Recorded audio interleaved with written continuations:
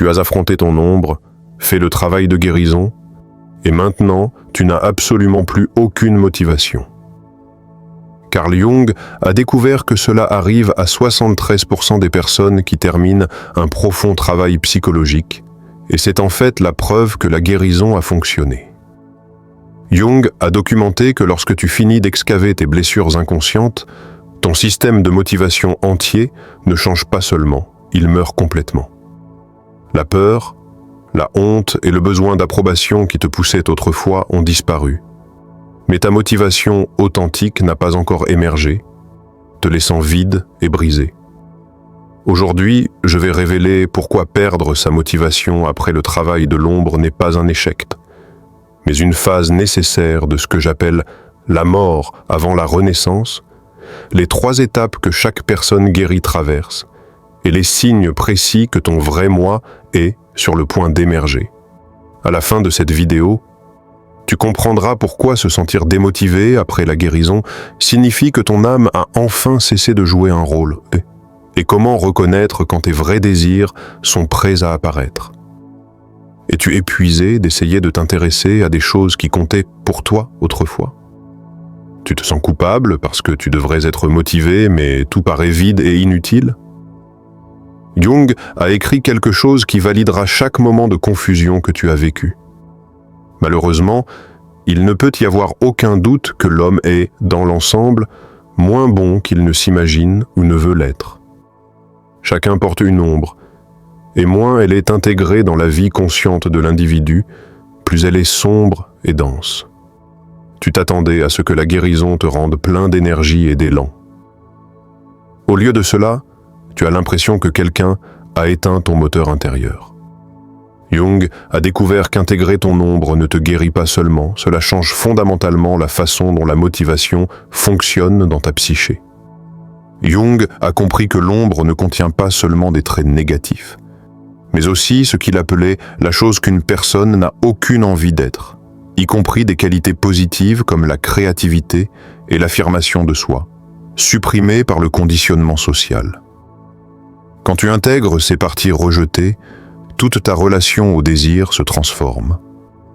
En psychologie et en religion, Jung a observé que ceux qui accomplissent le travail de l'ombre vivent souvent ce que j'appelle la dissolution motivationnelle, l'effondrement de toutes les anciennes forces motrices enracinées dans une compensation inconsciente des aspects rejetés du moi. Des milliers de personnes dans notre communauté ont partagé exactement cette expérience.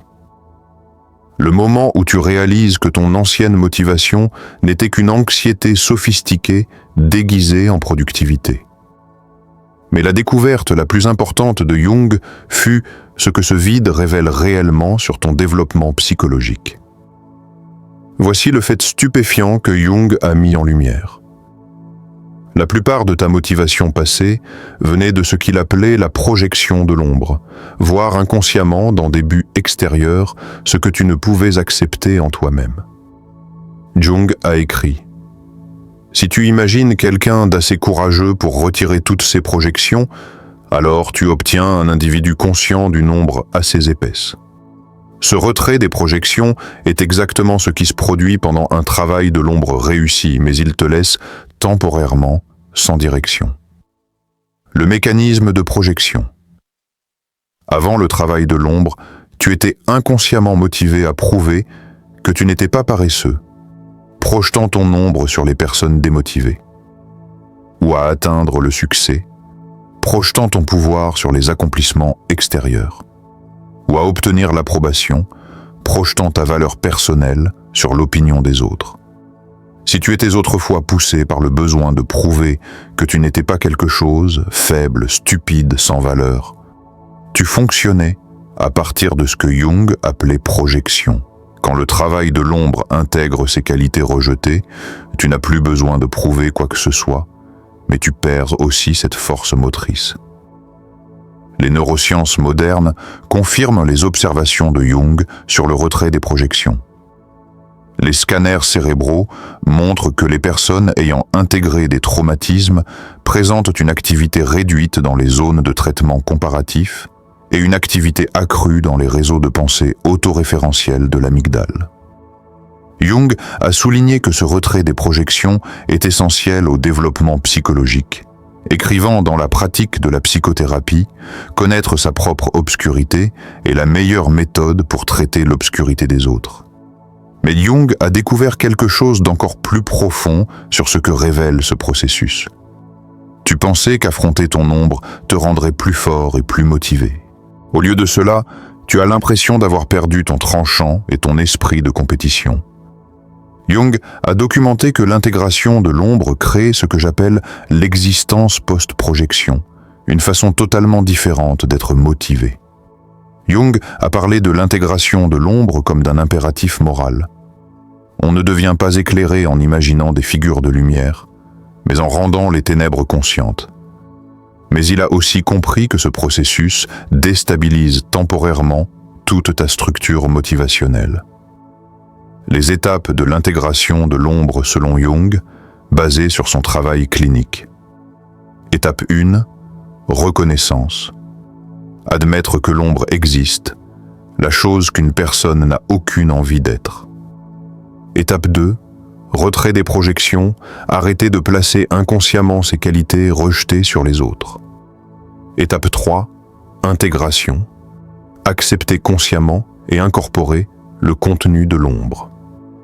Étape 4, réorganisation post-intégration.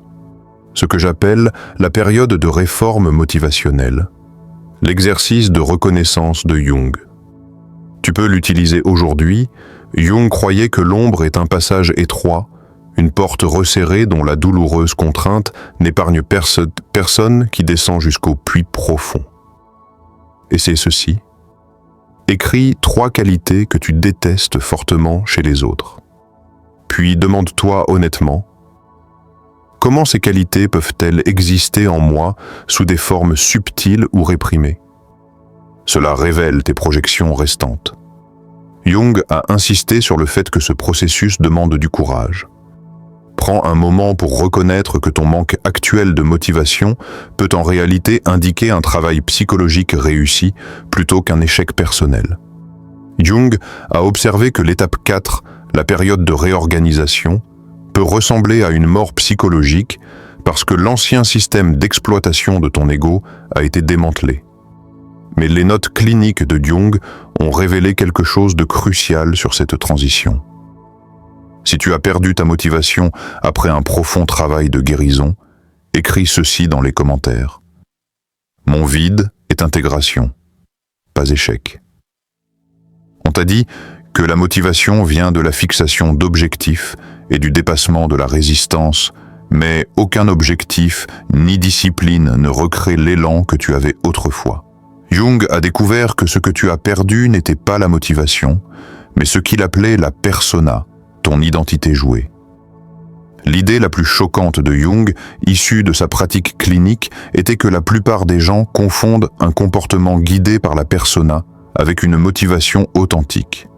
La persona, expliquait Jung, est le masque que nous portons pour nous adapter à la société, mais ce n'est pas qui nous sommes vraiment. Dans ses écrits étendus sur l'individuation, Jung a documenté comment le travail de l'ombre mène inévitablement à ce qu'il a appelé l'effondrement de la persona. Quand tu intègres ton ombre, tu ne peux plus maintenir le faux moi qui dirigeait la plupart de tes anciens buts et ambitions. La distinction de Jung entre persona et vrai soi. Motivation persona, je dois réussir pour prouver que je suis digne. Motivation authentique, je suis attiré par ce travail car il correspond à ma nature. Motivation persona, je dois être le meilleur pour me sentir valable. Motivation authentique, je m'engage dans ceci parce que le processus en lui-même me comble. Sarah de notre communauté l'a décrit parfaitement. J'étais motivée par la peur d'être vue comme paresseuse. Quand la thérapie a intégré cet aspect d'ombre, j'ai compris que je n'étais pas vraiment paresseuse, mais je n'avais plus non plus besoin de prouver que je ne l'étais pas. La force motrice a simplement disparu. Jung a beaucoup écrit sur ce phénomène, notant que les gens vivent souvent une désorientation temporaire quand ils cessent de vivre à partir de la persona, parce qu'ils n'ont jamais appris à accéder à leur désir authentique. Jung a observé que lorsque quelqu'un arrête d'agir selon une motivation dictée par la persona, cela menace ceux qui sont encore piégés dans leur propre performance de persona. Ta paix expose leur chaos intérieur. Mais les journaux personnels de Jung ont révélé l'aspect le plus beau de cette transformation. On t'a appris que la passion doit sembler urgente et excitante, mais tes désirs authentiques paraissent calmes, presque ennuyeux comparés à ton ancienne intensité. Jung a vécu exactement cette transformation dans sa propre vie et a documenté le processus. Jung lui-même a traversé ce que j'appelle la mort et la renaissance motivationnelle après sa rupture avec Freud en 1913. Ses écrits personnels de cette période, révélant un homme qui avait perdu toutes ses anciennes motivations académiques, mais qui découvrit quelque chose de bien plus authentique. Dans Souvenirs, Rêves, Pensées, Jung a écrit sur une période de 6 ans où il ne se sentait plus motivé par ses anciennes recherches académiques. Au lieu de se forcer à revenir dans les anciens schémas, il suivait ce qu'il appelait les exigences de l'inconscient. Durant cette période, Jung a développé ses théories les plus importantes, non pas par ambition forcée, mais grâce à ce qu'il a décrit comme l'imagination active et une profonde attention à ses processus intérieurs. Ses plus grandes contributions sont venues d'une période qui, de l'extérieur, ressemblait à une stagnation. La différence pratique. Jung a découvert ancienne motivation, poussée par le besoin de s'imposer dans la hiérarchie académique. Nouvelle motivation, attirée par la curiosité pour l'esprit inconscient. Ancienne motivation, productivité forcée par la volonté. Nouvelle motivation, émergence naturelle par l'attention à la guidance intérieure. La pratique quotidienne de Jung. Au lieu de demander « Que devrais-je accomplir ?», Jung a appris à demander « Qu'est-ce qui cherche à émerger à travers moi ?» Ce passage du forcer à l'autoriser est devenu central dans sa compréhension de la santé psychologique. Et c'est cela aujourd'hui. Pour la semaine à venir, au lieu de forcer la motivation, passe 10 minutes chaque matin à poser la question de Jung. Que veut émerger à travers moi aujourd'hui ? Suis ce qui surgit sans avoir besoin que cela ait un sens logique.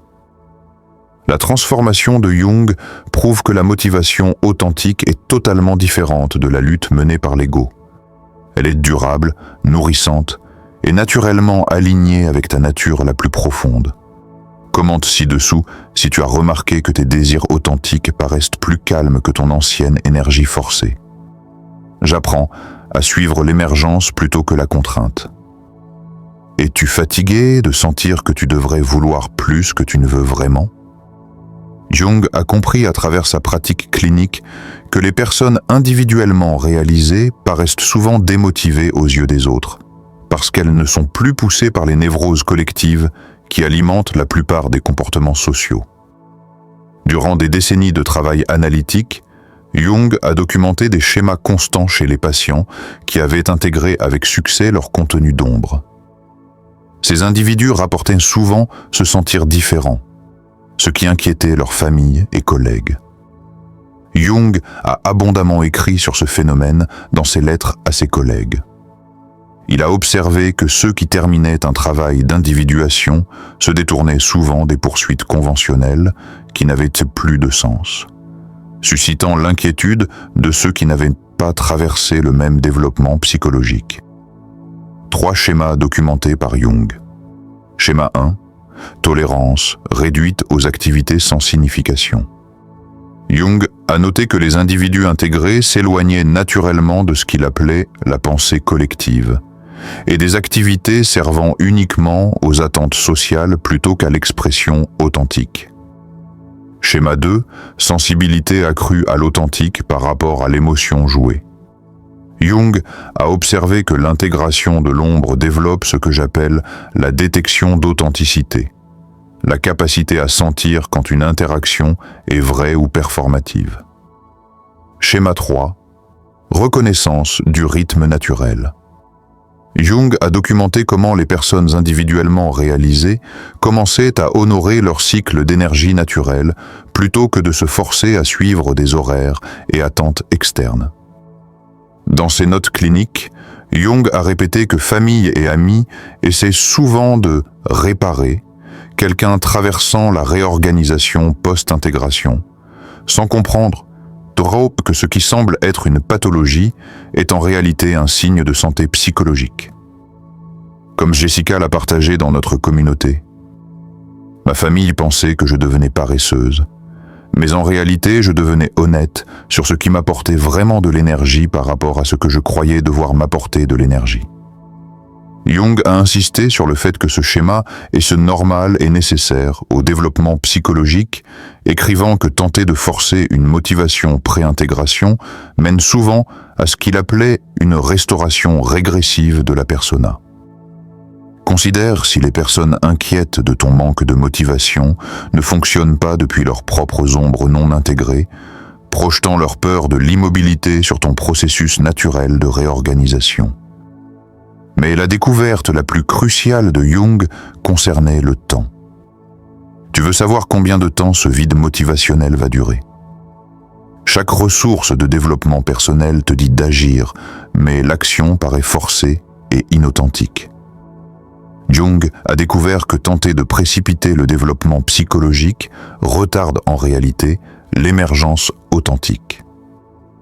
Le travail clinique étendu de Jung a révélé que la réorganisation post-intégration suit ce qu'il appelait un rythme psychologique naturel qui ne peut pas être forcé ni accéléré. Dans ses écrits sur l'individuation, il a constamment souligné que ce processus se déploie selon une sagesse inconsciente et non une volonté consciente. Jung écrivait que la psyché a sa propre intelligence et son propre rythme.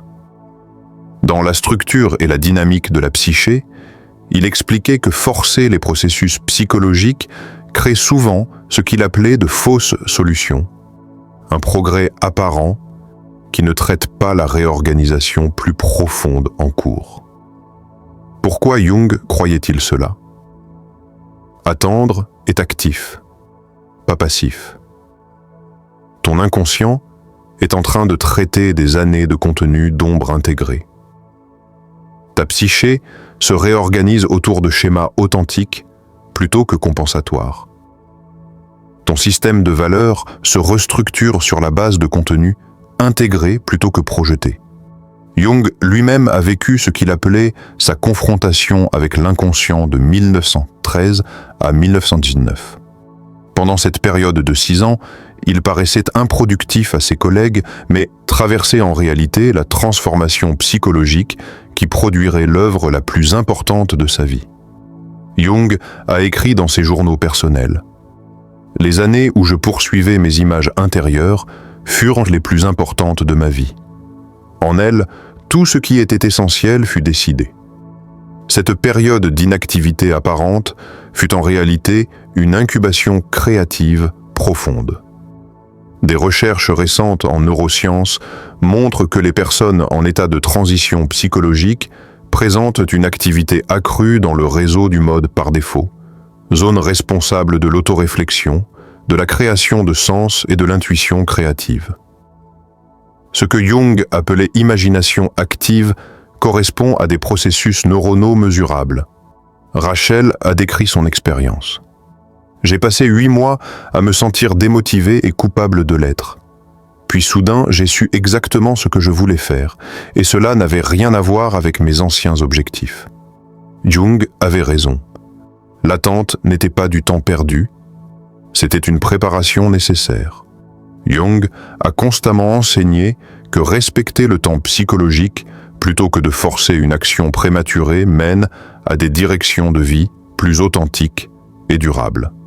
Si tu es dans ce que Jung appellerait la période d'incubation en ce moment, commente « Je fais confiance au rythme de ma psyché, pas à la ligne du temps de la société. » Les observations cliniques de Jung ont révélé que lorsque la véritable motivation émerge après l'intégration de l'ombre, elle paraît totalement différente de tout ce que les gens avaient connu auparavant. Au lieu d'être poussée par le manque ou la compensation, elle surgit de ce que Jung appelait le soi, la totalité intégrée de la psyché. Dans 2 essais sur la psychologie analytique, Jung a établi une distinction cruciale entre les actions qui servent le besoin de validation de l'ego et celles qui émergent du soi profond. Cette différence explique pourquoi la motivation post-intégration semble si étrangère aux personnes habituées à se pousser par la seule volonté. Caractéristique observée par Jung chez les individus automotivés.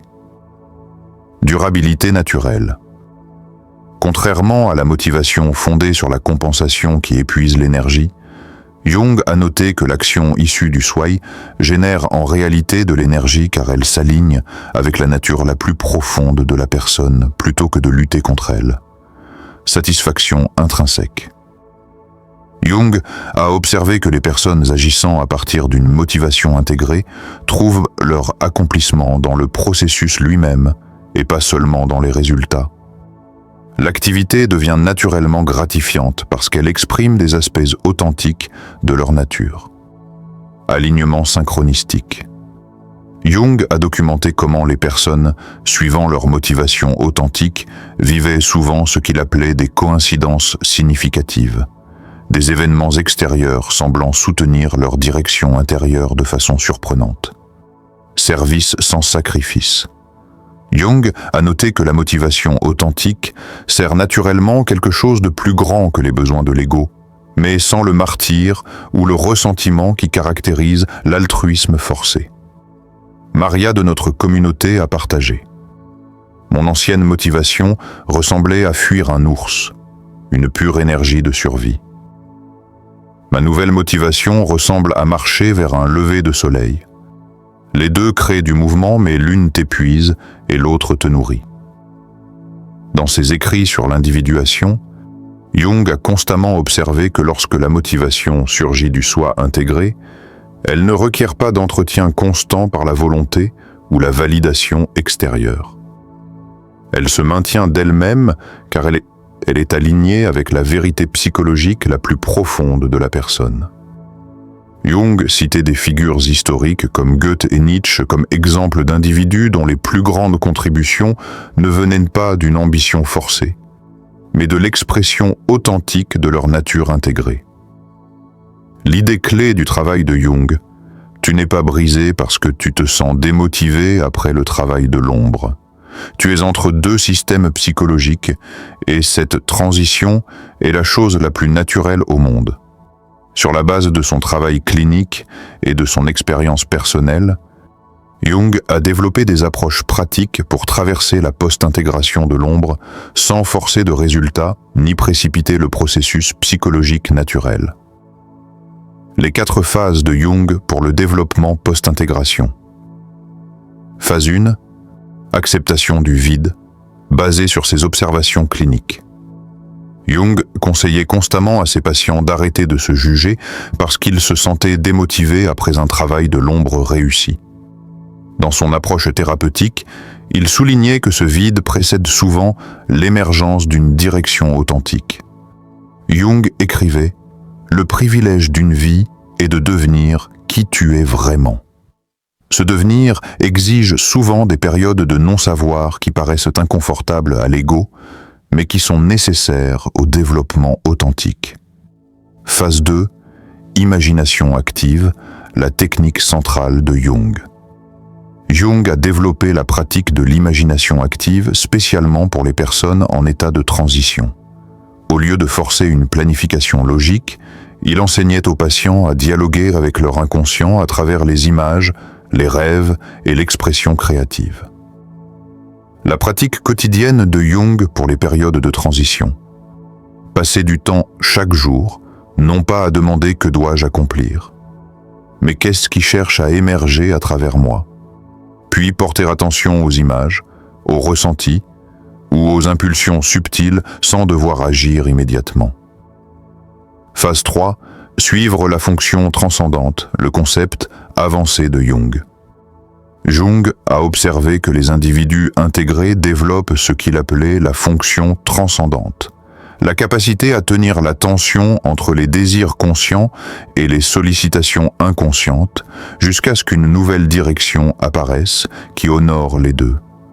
Cela signifie rester présent avec l'inconfort du non-savoir, tout en restant ouvert aux possibilités inattendues surgissant de couches psychologiques plus profondes. Phase 4. Se rendre à l'individuation. Le but ultime de Jung.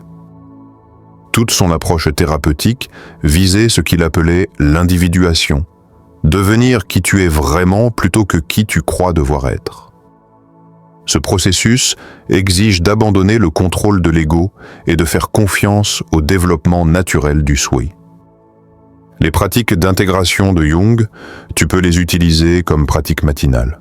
Au lieu de faire des listes de tâches, passe 10 minutes dans ce que Jung appelait l'imagination active, simplement en portant attention aux images, aux ressentis ou aux impulsions qui surgissent, sans les forcer à devenir des plans d'action. Réflexion du soir pose la question fondamentale de Jung. Qu'est-ce qui a voulu émerger à travers moi aujourd'hui, que j'ai peut-être manqué? Cela développe la sensibilité aux élans authentiques par opposition au « il faut » imposé par l'ego. Revue hebdomadaire, remarque la différence entre les activités qui épuisent ton énergie, probablement guidées par l'ego, et celles qui la soutiennent ou l'augmentent, probablement automotivées. Jung croyait que ce discernement est essentiel pour l'individuation. Commente si tu es prêt à faire confiance au processus d'individuation de Jung plutôt qu'à la productivité forcée. Je choisis l'émergence authentique plutôt que la lutte guidée par l'ego. Rappelle-toi la découverte choquante de Jung. Les personnes qui complètent le travail de l'ombre perdent souvent leur motivation parce qu'elles n'ont jamais été motivées par de vrais désirs, mais par des projections inconscientes et des performances de persona. Après des décennies de pratiques cliniques et d'expériences personnelles, Jung a compris que ce que nous appelons « perdre la motivation » est en réalité le retrait des projections et la libération du faux moi. Les forces motrices fondées sur la peur qui guidait autrefois ta vie ont été intégrées, laissant l'espace pour que quelque chose de plus authentique puisse émerger. Jung a écrit « On ne devient pas éclairé en imaginant des figures de lumière, mais en rendant les ténèbres conscientes. Les ténèbres que tu as rendues conscientes ont transformé toute ta relation au désir et à l'action. Les recherches de Jung ont montré que ce vide motivationnel n'est ni une dépression ni un échec. C'est ce qu'il appelait la dissolution nécessaire qui précède l'individuation authentique. Ta psyché se réorganise autour de la vérité plutôt que de la compensation. Plus important encore, Jung a découvert, à travers sa propre transformation et ses observations cliniques, que ceux qui respectent cette période de transition, au lieu de la combattre, développent finalement ce qu'il appelait l'existence automotivée, une énergie durable qui vient de la nature authentique et non de la compulsion inconsciente. Comme Jung l'a écrit dans Psychologie et religion, chacun porte une ombre, et moins elle est incarnée dans la vie consciente de l'individu, plus elle est sombre et dense. Tu as fait le travail courageux d'incarner ton ombre, et maintenant, tu vis le résultat naturel. La liberté face à une motivation dictée par l'ombre. Tu n'as pas perdu ta motivation, tu as dépassé les projections blessées qui autrefois te guidaient. Comme Jung l'a souligné, connaître sa propre obscurité est la meilleure méthode pour traiter avec l'obscurité des autres. Ton travail intérieur t'a libéré des compulsions inconscientes. Et ce n'est pas un problème à corriger. C'est une santé psychologique à célébrer. Le silence qui t'effrayait est l'endroit où le soi de Jung attendait de parler. Le vide que tu as essayé de combler est l'espace sacré dont Jung écrivait, où l'individuation authentique peut enfin commencer. Partage ton expérience après le travail de l'ombre dans les commentaires.